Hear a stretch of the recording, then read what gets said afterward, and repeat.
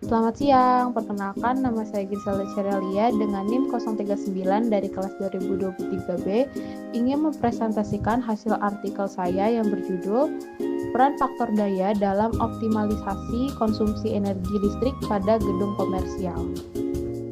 Topik yang pertama kita akan membahas tentang abstrak.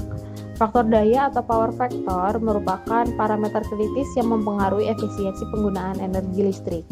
Faktor daya rendah pada gedung komersial menyebabkan 1. Pemborosan energi, 2. Peningkatan biaya listrik, dan yang ketiga penurunan kinerja peralatan. Solusinya adalah pemasangan kapasitor bank, penggunaan peralatan hemat energi, dan manajemen beban. Manfaat dari solusi tersebut yaitu efisiensi energi, pengurangan biaya, dan dukungan keberlanjutan lingkungan. Topik selanjutnya ada pendahuluan. Gedung komersial merupakan konsumen energi listrik terbesar.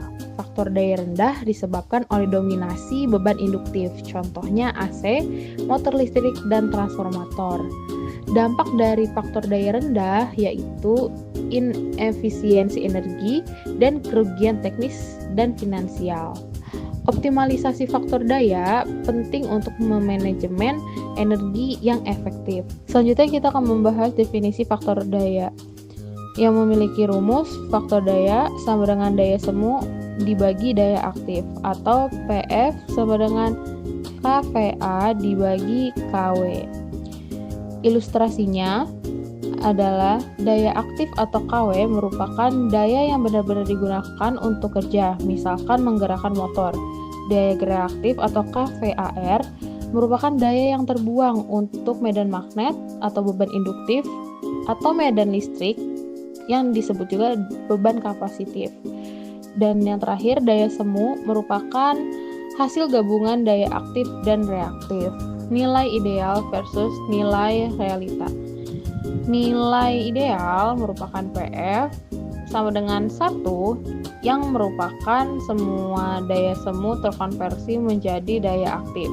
Sedangkan nilai realita yang ada di gedung komersial berkisar 0,7 sampai dengan 0,85 karena dominasi beban induktif.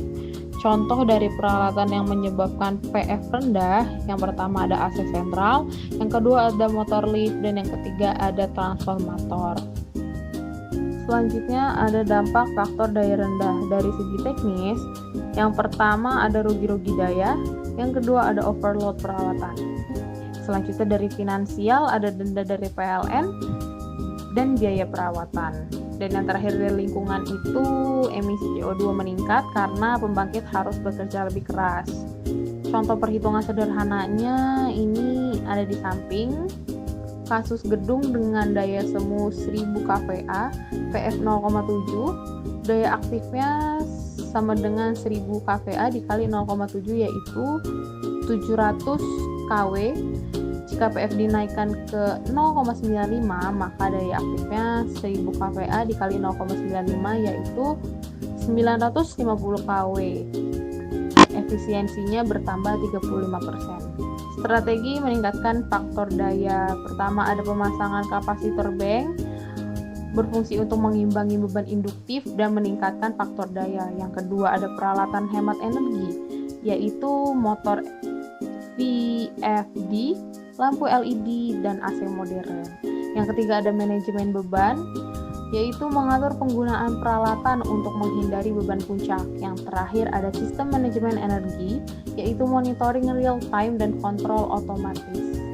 Manfaat optimalisasi faktor daya. Yang pertama ada efisiensi energi, yaitu pengurangan rugi-rugi daya.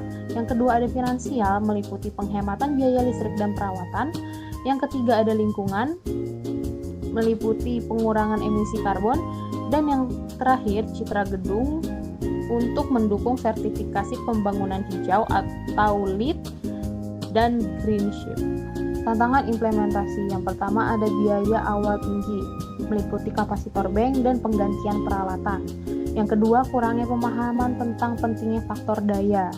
Nah, solusinya ini adalah memberikan edukasi dan sosialisasi kepada pengelola gedung.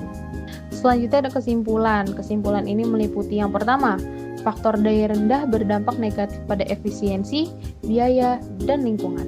Yang kedua ada optimalisasi faktor daya melalui kapasitor bank, peralatan modern, dan manajemen beban sangatlah penting.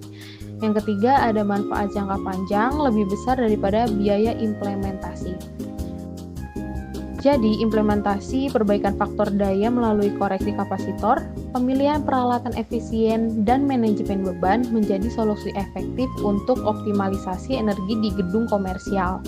Dengan demikian, langkah ini tidak hanya mendukung keberlanjutan, tetapi juga memberikan keuntungan ekonomi jangka panjang.